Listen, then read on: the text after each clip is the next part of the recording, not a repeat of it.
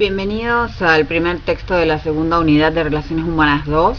Vamos a comenzar a transitar las distintas formas de analizar la cultura organizacional, entendiéndola como una amalgama, como un elemento que permite vincular las partes de la organización y la hacen que funcione de la mejor manera que esa organización se puede manejar. La realidad es que la cultura organizacional empieza a ser objeto de estudio a partir del despegue de la industria japonesa allá por 1970, en un contexto en el cual la tecnología y una organización diferente de la tradicional, de la mirada administrativa y del modelo norteamericano, hace que la cultura japonesa, la industria japonesa gane mercados y crezca exponencialmente. Esto entonces hace que distintos autores vinculados al estudio de la administración empiecen a indagar qué sucede con la industria japonesa y descubren que hay una serie de particularidades.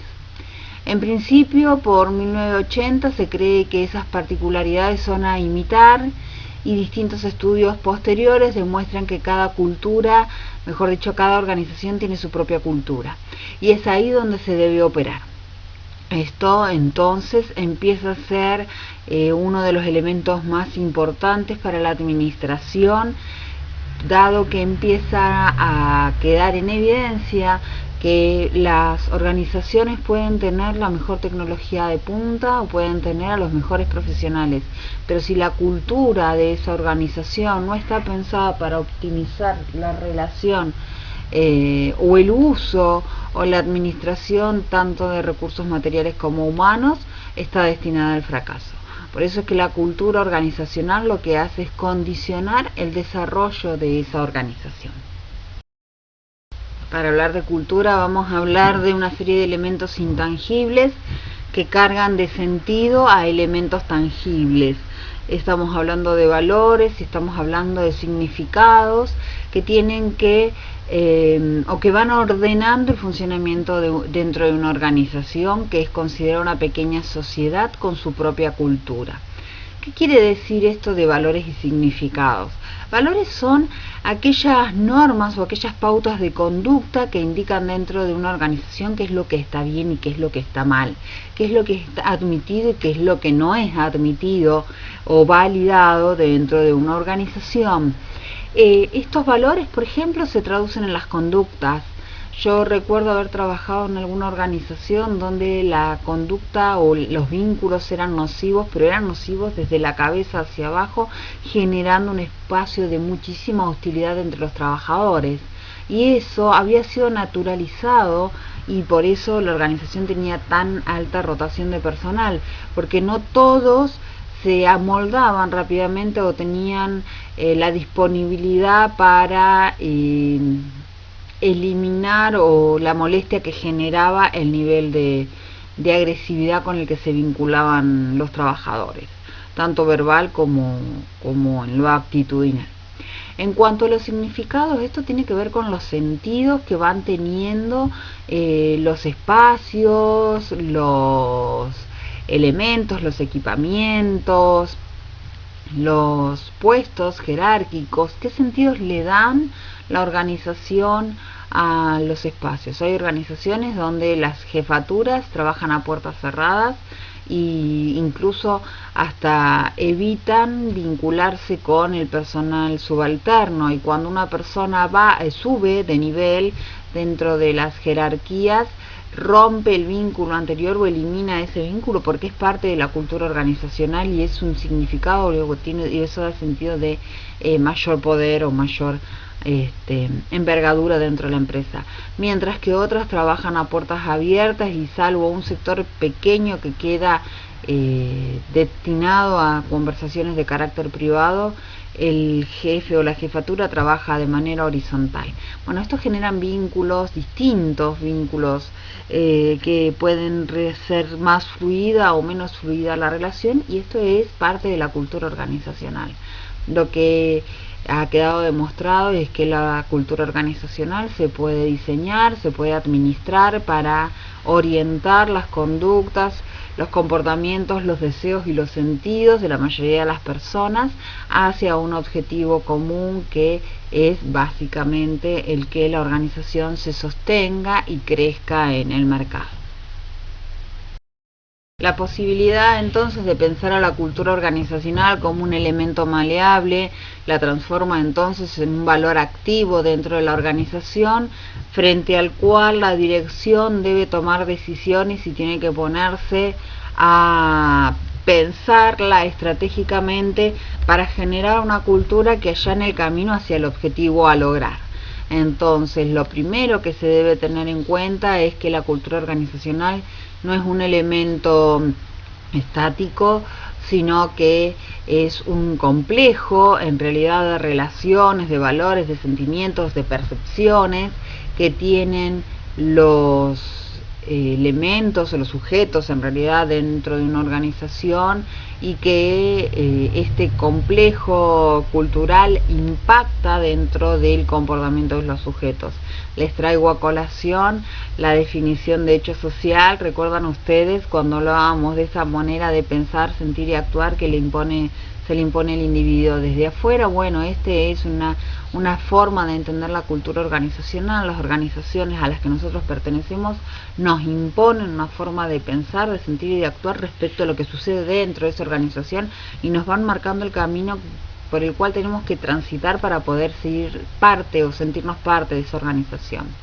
Se trata de un vínculo social que tiene que ver más con lo emocional, con lo perceptual, con lo vincular, y no tanto con lo reglamentario. Acá traigo a colación otro amigo de ustedes, otro teórico amigo de ustedes, Elton Mayo. Recuerden que Elton Mayo lo que descubre, además del impacto del factor psicológico, es el impacto de la relación entre los trabajadores, entre los miembros de la organización, pudiendo determinar que existe una organización informal. Bueno, esa organización informal es básicamente la cultura organizacional, que uno la puede medir, que uno la puede sondear a través del sociograma más que del organigrama, y que nos permite a nosotros identificar cuáles son las otras subculturas que hay dentro de la organización, porque no es que existe, la organización es un sistema único impuesto de organización, sino que adentro de su dinámica existen elementos divergentes que pueden llevar a la conflictividad. Lo que les decía recién, esto de que hablamos de elementos intangibles, tienen que ver con: yo no voy a poder tocar un valor, pero sí lo voy a poder transmitir, y sí también lo voy a poder verificar, y además en los procesos de inducción y durante el tiempo que uno lleve trabajando dentro de una organización, va adquiriendo, a partir de la imitación o el reconocimiento de las conductas, los elementos suficientes para poder saber cómo funciona esa organización, más allá de lo administrativo, más allá de lo formal, que eso uno puede aprender y es de manera repetitiva. La conducta es flexible, es dinámica, y entonces uno aprende a manejarse con el entorno organizacional. Finalmente, también podemos decir que la cultura lo que va a generar o se va a volver visible a través de determinados objetos y de determinados productos. Les traigo como ejemplo, les recuerdo la particularidad de Google, ¿no? A la hora de selecciona los mejores cerebros del mundo, pero además con ciertas capacidades creativas que le permitan a ellos garantizarse personas con disponibilidad para poder resolver situaciones o traer nuevas soluciones a viejos problemas, si se quiere. Pero bueno, eso le otorga a Google la posibilidad de ser una organización dinámica que ha arrasado en el mercado desde que está en todo lo que tiene que ver con el sistema informático. Además, la cultura y el estado de la cultura y la calidad de la cultura va a depender mucho de la posición en la cual el sujeto, tanto director como trabajador o línea media, se encuentre y cómo se sienta en relación a su organización. Es la cultura la que hace que los sujetos se acerquen o se alejen de la organización. Muchas veces esto se expresa o se ve claramente cuando una persona está trabajando en un lugar donde no recibe una alta remuneración, pero sin embargo prefiere quedarse ahí porque se siente cómodo, porque se siente estimulado, mientras que otras personas teniendo sueldos millonarios o teniendo espacios de visibilidad importante desean renunciar a eso en búsqueda de algo que tenga que ver con una satisfacción personal. ¿Sí? Esto tiene que ver mucho con la pirámide motivacional que ustedes seguramente han trabajado con anterioridad. Y después lo que vamos a encontrarnos entonces, que esta intangibilidad vinculada a los valores, vinculada a los sentidos, es difícil de medir, pero uno lo que sí puede hacer es realizar una investigación que le permita hacer una observación del objetivo y de lo subjetivo y trazar una línea de hipótesis sobre las cuales caminar para llevar adelante el proceso de cambio cultural. El cambio cultural no es sencillo, requiere mucha primero empatía por parte del líder o el del director de la organización hacia su entorno, una predisposición, una flexibilidad que es bastante difícil de lograr, y por sobre todas las cosas mucha paciencia y capacidad para comprender que si bien existe una cultura macro dentro de las organizaciones, insisto, también existen subculturas que pueden en algún momento estallar o volverse lo suficientemente rígidas como para poner en tensión la cultura macro o la cultura deseada por parte del liderazgo de esa organización. Vamos a describir cuáles son los elementos que componen entonces esta amalgama que termina siendo la cultura organizacional, este producto, que es el resultado de las referencias culturales externas, del entorno institucional, del entorno social. Tiene que ver mucho con qué es lo que cada uno de nosotros aporta a la organización. Si podemos trabajar, en mi caso, con un grupo de comunicadores, pero cada comunicador se habrá formado incluso dentro de la misma universidad, pero viene con perspectivas sociales distintas, con miradas de crianzas distintas, y eso hace entonces que uno aporte de manera distinta dentro de la organización. También durante la dinámica, durante la interacción al interior de la organización, se van generando creencias propias del grupo social, que eso es lo que termina generando la identidad cultural que dentro de la organización, que es lo que hace que uno se identifique con el otro por ser parte de esa organización. A esto hay que sumarle los sistemas formales oficiales. No nos olvidemos que si bien la cultura organizacional tiene una fuerte impronta informal, se mueve dentro de una estructura, como bien lo demostró Mayo, una estructura pensada por la dirigencia que ha establecido una serie de reglamentaciones que se esperan sean cumplidas por los trabajadores. Bueno, estos sistemas formales oficiales en realidad deberían ser flexibles y ser capaces de reconocer cuáles son los obstáculos que va a encontrar dentro de la cultura informal, dado que es la cultura informal la que le pone un verdadero límite a esas reglamentaciones. Sin embargo, la formalidad uno no la desconoce y trata de cumplirla siempre que puede y siempre que quiere. Ya lo demostró Mayo cómo los trabajadores lograban trocar el registro que tenían en su organización. Bien, y por último, el sustento político de los sistemas culturales. Esto tiene que ver básicamente con una perspectiva ideológica de cómo yo considero que debe ser mi organización. Aquí empieza a pesar fuerte los valores de la organización, lo que consideran como válido dentro de la organización, desde la mirada de la dirección y la intención de aglutinar las voluntades dentro de este espacio. La cuestión es que cuando hablamos de política estamos hablando que existe una imposición ideológica respecto de cómo debe funcionar esta organización, y se trata de política porque cuando nosotros observamos existe una multiplicidad de subculturas, una multiplicidad de modelos de cómo debe llevarse adelante la organización. Sin embargo, hay uno que predomina y por eso se trata de una mirada política. La política en este caso es entendida como la capacidad de imponer un modelo sobre otras alternativas y que ese modelo sea aceptado como el más efectivo o el más eficiente a la hora de conducir a la organización. Entonces, para entender cómo se va construyendo la organización, podríamos decir que hay un sustrato intangible, invisible, donde están los prejuicios y las presunciones básicas de quien genera la organización, pero que también entra a jugar con las percepciones que tienen sus trabajadores y otros miembros de la organización. En esa interacción se va generando una dinámica y un imaginario de cómo debería ser o cómo es esta organización. Estos preceptos terminan traduciéndose en valores que, como dice la placa, son de mayor grado de conciencia, porque uno sabe, empieza a poder interpretar qué es lo que está bien, qué es lo que está mal, qué es lo que es válido y qué es lo que no es válido dentro de esa organización, qué va a ser estimulado y qué va a ser aplacado o acallado. Y finalmente, en el nivel más expreso de la cultura organizacional, vamos a encontrarnos con los productos y los elementos que tiene la organización. Por ejemplo, la elección de colores es un elemento cultural. La elección de colores no puede parecer que uno eligió porque me gusta, pero detrás de ese me gusta hay elementos que hablan de la organización.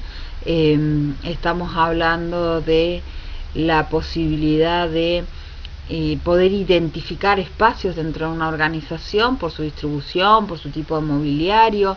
Hablamos también del producto final, qué es lo que me entrega a mí esa empresa o esa organización, que puede ser un producto social o puede ser un producto comercial, pero el resultado va a ser consecuencia de la estrategia con la cual se ha pensado o no se ha pensado la cultura de esa organización.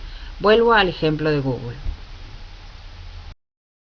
Para pensar a la cultura como un elemento tangible a ser administrado dentro de la organización, entonces tenemos que pensar en cómo funciona y también qué tipo de fuerza tiene dentro de la organización. La cultura puede ser funcional o disfuncional. La cultura funcional es la que está alineada con la estrategia y que permite, la estrategia empresarial, que nos permite crear una identidad organizacional. O mejor dicho, la estrategia es la que tiene que ir siendo pensada para amoldarse también a la cultura en la que estamos.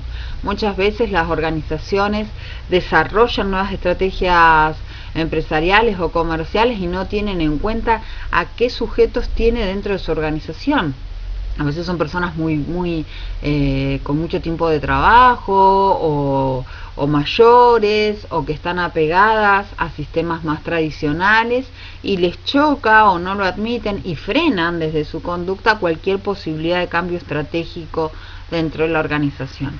Las culturas disfuncionales, bueno, tienen estas particularidades que les acabo de decir, que lo que buscan es corregir o impedir o limitar las posibilidades de cambio dentro de la organización, o incluso, aunque la organización o la estrategia organizativa ya esté planteada de antemano, empiezan a producirse conflictos al interior de la organización, o estas subculturas de las que les hablaba empiezan a ganar poder y empiezan entonces a chocar con la propuesta estratégica de la organización o con las metas y visiones que tiene esa organización para concretar.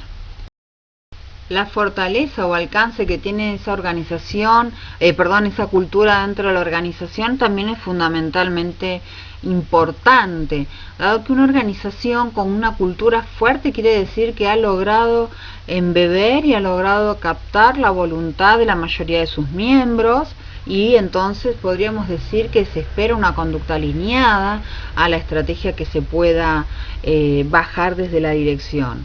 La cuestión es que la cultura fuerte lo que le otorga a la organización es una coherencia, una capacidad de poder predecir para dónde va, cómo va a funcionar, pero al mismo tiempo, cuando la cultura es extremadamente fuerte, puede volverse un obstáculo cuando la organización se enfrenta a contextos que cambian rápidamente y requieren poder amoldarse y poder dar respuestas a los cambios del entorno. Esos cambios o esa capacidad de dar respuesta no depende de que yo tenga o pueda adquirir el mejor equipamiento técnico.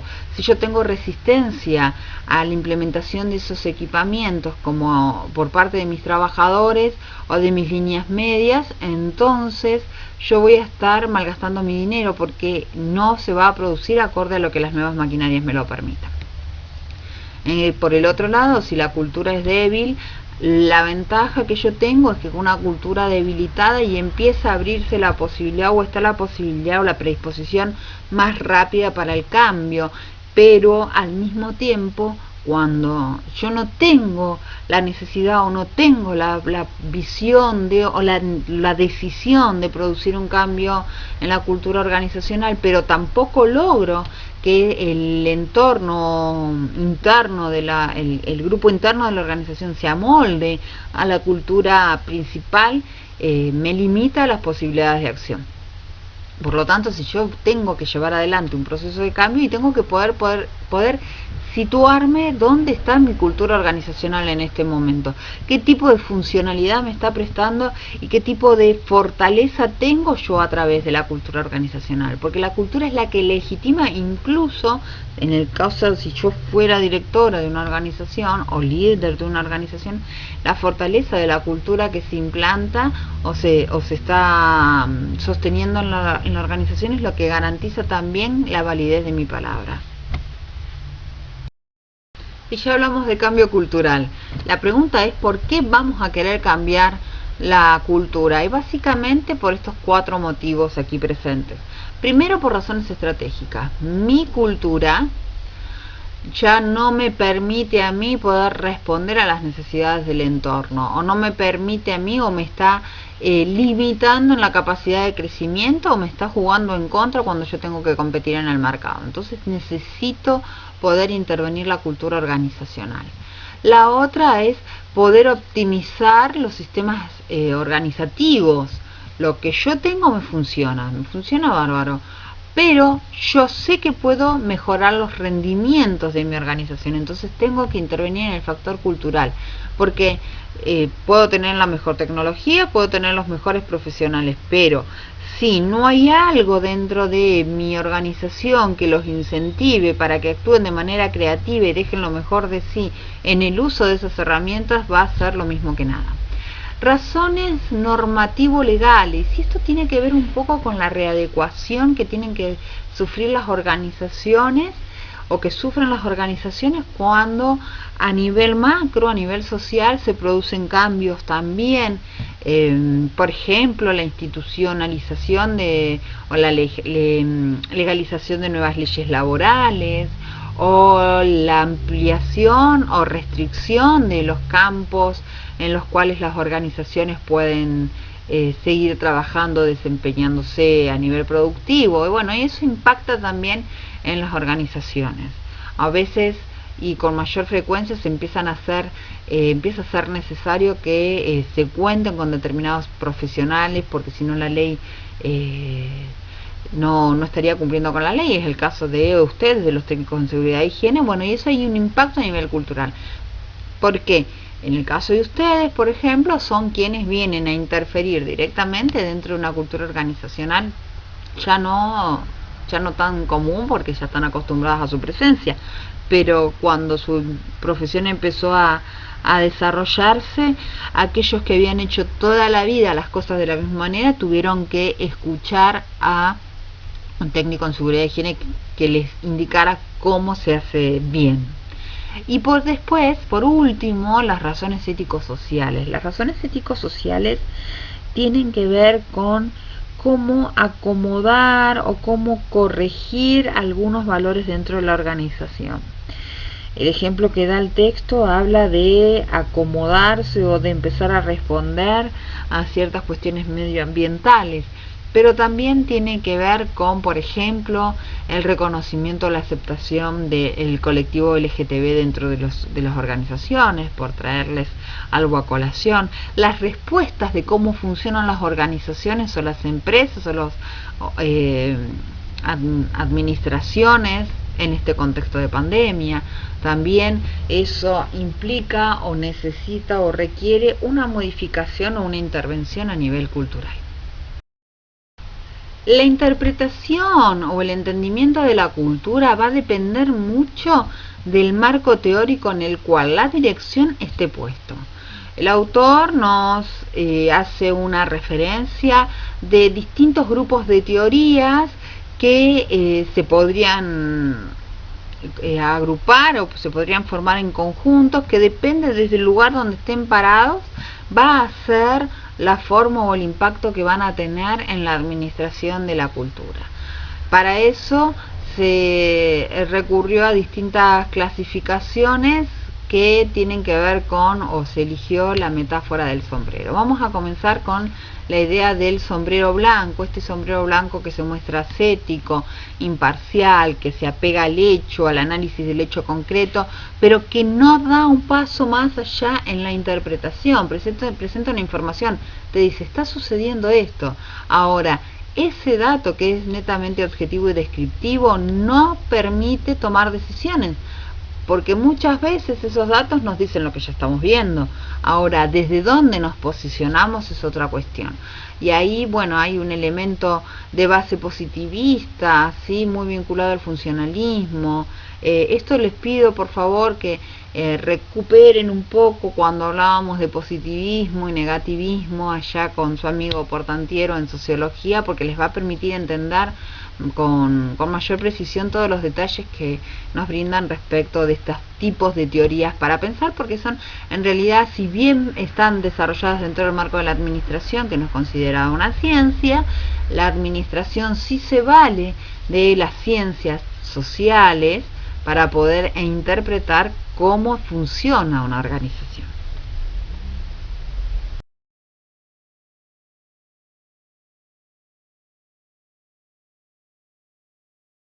Las teorías aglutinadas dentro de la metáfora del sombrero amarillo tienen un carácter positivo, es decir, analítico, examinan los hechos, apuntan a la construcción y tienen una mirada positiva o optimista respecto de lo que es la cultura organizacional. Ellos entienden que es la cultura la que influencia sobre el desempeño de los trabajadores y de todos los elementos en realidad que están operando dentro de la organización, y que es una responsabilidad exclusiva de los líderes poder generar esos marcos de interacción que permitan que los miembros de la organización interactúen de manera más creativa, para poder mejorar o pongan al servicio de la organización su creatividad para poder desarrollar las estrategias necesarias para que crezca la organización. Para el sombrero amarillo, las líneas de pensamiento del sombrero amarillo, la organización, la cultura organizacional es un proceso que requiere de un proceso de socialización que es de carácter sistémico. Yo no puedo impactar solamente en un aspecto de la cultura, sino que tengo que ver el todo cultural para poder trabajar con ese todo cultural y obtener un resultado aceptable. Las teorías que encuadra el sombrero rojo incorporan un aspecto psicológico y subjetivo profundo. No desestiman los aspectos objetivos ni racionales, pero sí entienden que es el aspecto emocional lo que termina anclando y termina estimulando al trabajador para que aporte lo mejor de sí a la organización.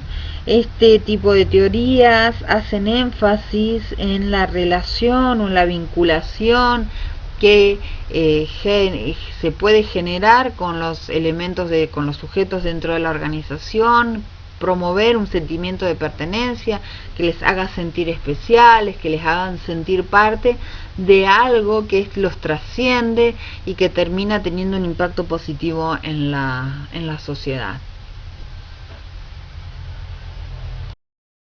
Las teorías que se encuadran dentro de la metáfora del sombrero negro son aquellas que le temen al cambio cultural, tienen una mirada sumamente negativa frente a las posibilidades de cambio, consideran que es una forma de desestabilizar el sistema administrativo y apuntan entonces a una mirada gerenciadora en la cual los sujetos tienen que amoldarse a lo que les va pautando la cabeza de esa organización.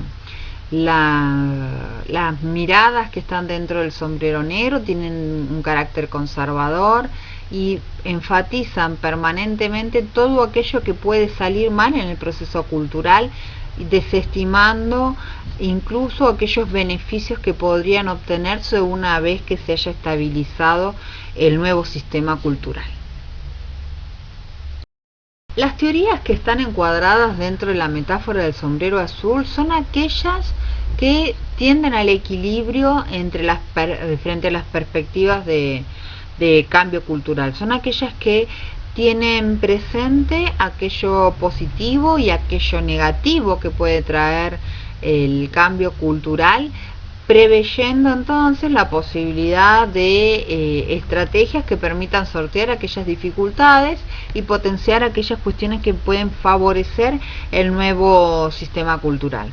Pone entonces sobre el tapete la capacidad, la posibilidad de rediseñar una cultura, y también tiene en cuenta que la cultura tiene que estar encuadrada o se tiene que articular para que la estrategia empresarial sea lo más exitosa posible. Obviamente en todas las presentaciones respecto de los sombreros yo he hecho una reducción y una síntesis de cada una. Les toca a ustedes ahondar un poco más y también hacer un repaso de cuáles son las otras formas de pensar la teoría de la cultura, porque depende mucho desde la perspectiva, insisto, muchas veces los administradores o los directores o los líderes de organizaciones dicen no, yo no tengo incorporado ningún pensamiento administrativo, sin embargo sí existe, sí subyace y se evidencia en la forma en la que administran la organización que están llevando o que están dirigiendo. Aquí tienen ustedes un listado de otras formas de pensar la cultura organizacional. La primera, por ejemplo, la más clásica, la del modelo racional técnico-económico, en la cual se supone que los sujetos se manejan acorde a lo previsto en una planificación y siempre en función de la optimización de los resultados. Podríamos decir que aquí se encuadra o podríamos recuperar a Taylor y a Fayol. También tenemos el modelo de desarrollo organizacional que enfatiza la importancia de la conducta, de la cultura, que entiende que en función de que la cultura sea más afable o más agresiva o más hostil, va a ser la forma en la que el trabajador se va a vincular con su organización y la forma en la que el trabajador o cualquier sujeto que se desempeñe dentro de la organización decida qué entregar a la organización. Puede ser que tenga un mayor compromiso y una mayor creatividad puesta al servicio de la empresa, o por el contrario, haga lo justo y necesario y toda la creatividad la ponga en otro espacio. Bueno, eso depende muchísimo de la cultura organizacional. Luego, la perspectiva positivista, esta mirada que entiende a la cultura o los factores culturales como de manera aislada, se queda en la superficie, en lo que observa, es sumamente conductual y no admite la intervención o la articulación con otros factores como por ejemplo el psicológico, el subjetivo, el emocional, el contextual. Sí, muchas veces las organizaciones son sacudidas por algún factor imprevisto o alguna situación particular que hace que en ese momento el estado anímico de la población de esa organización sea particular, o puede estar extremadamente alegre, exultante, o pueden estar todos muy tristes o acongojados o dubitativos, y eso impacta directamente en la forma en que la organización funciona.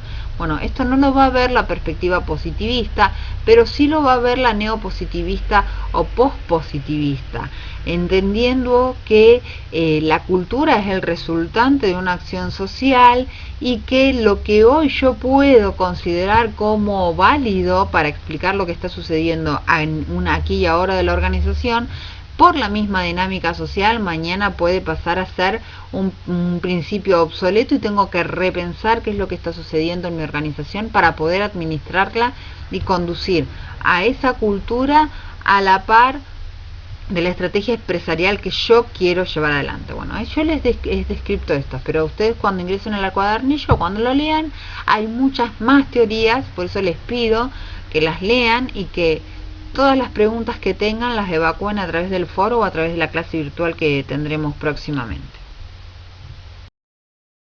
A modo de cierre, entonces, no debemos perder de vista que la organización está inserto dentro de un sistema cultural más amplio, que es la sociedad, de la cual nosotros venimos y a la cual nosotros pertenecemos desde distintos grupos sociales.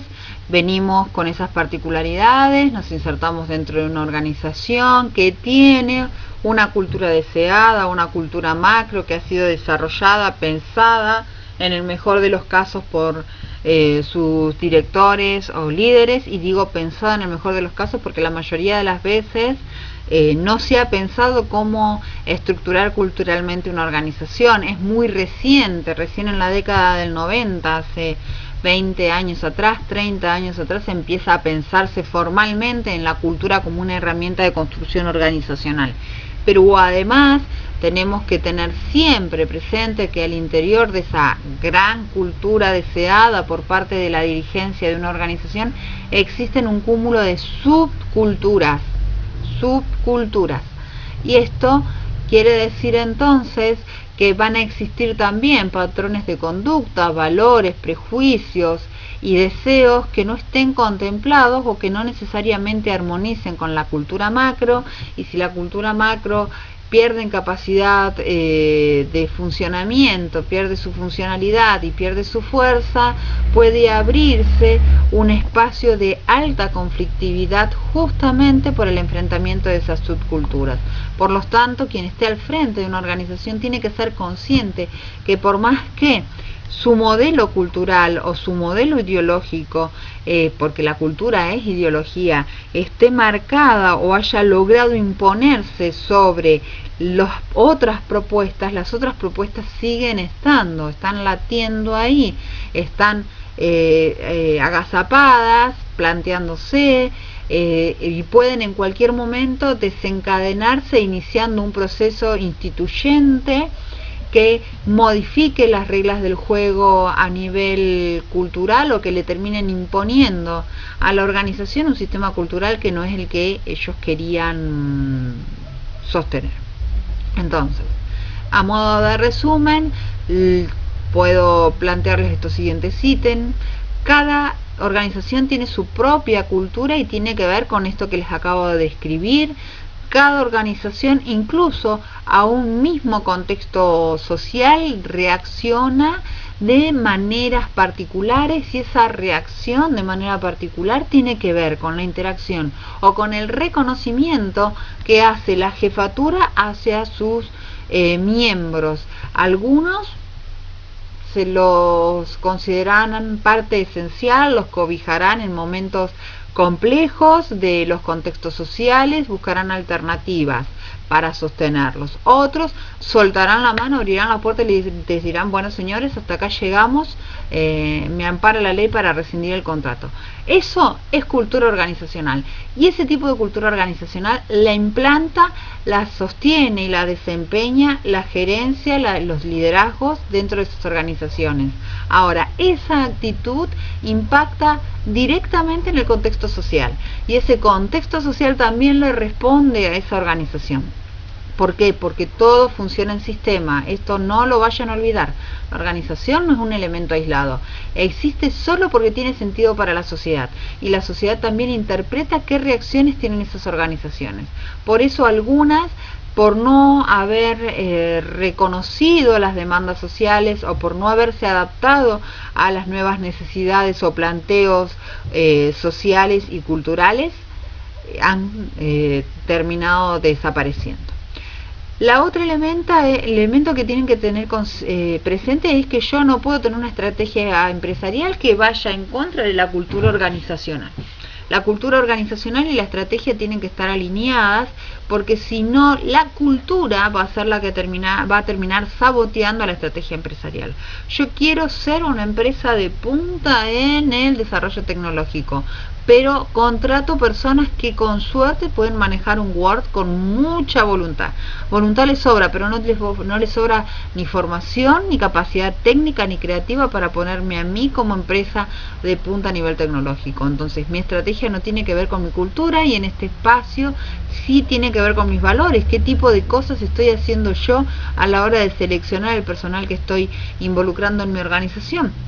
Y tal vez contraté 3 Einsteins, pero no los logro estimular para que me brinden a mí su creatividad. Bueno, eso también es cultura organizacional, porque la cultura organizacional está ligada con la motivación que los trabajadores tienen, o con la motivación que tienen los miembros en general de la organización para dejar su creatividad y su capacidad de resolver problemas dentro de mi espacio organizacional.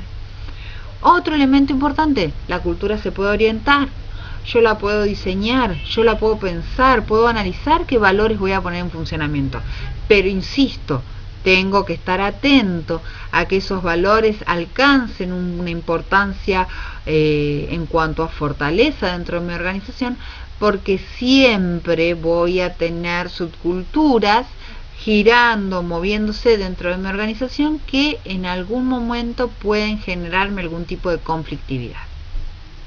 Luego, el tipo de administración que se haga de la cultura va a depender de la postura del administrador, y es lo que les acabo de decir en unas placas anteriores. Muchas veces los gerentes administrativos que no han pasado por una formación profesional específica creen no tener una visión de este tipo. Sin embargo, ya a la hora de plantear las reglas de la organización, están planteando a cuál de los sombreros pertenecen. Y por último, existe una idea que yo puedo copiar una cultura o el formato de una organización exitosa y trasladarla a la mía. Eso no sucede. ¿Por qué? Porque cada cultura tiene un tipo determinado de organización, y es esa organización, no otra, porque en esa organización están esos sujetos, no los que trabajan conmigo. En esa organización está un tipo de historia, de empatía, de interacción que no se va a dar en la mía. Funciona en otro país, funciona en otra sociedad, es otro grupo etario el que la maneja, tienen otro tipo de profesionales, hay otras necesidades que satisfacer en esas organizaciones o en esas sociedades que no son las que tengo que satisfacer en la mía.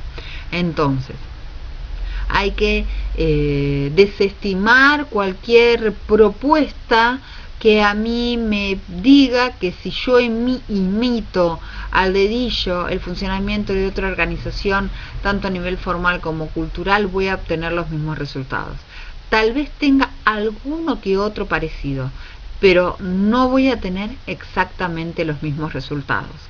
Cada organización tiene que plantear su propia cultura y su propia estrategia para poder salir adelante y destacarse en el espacio en el cual se quiera destacar.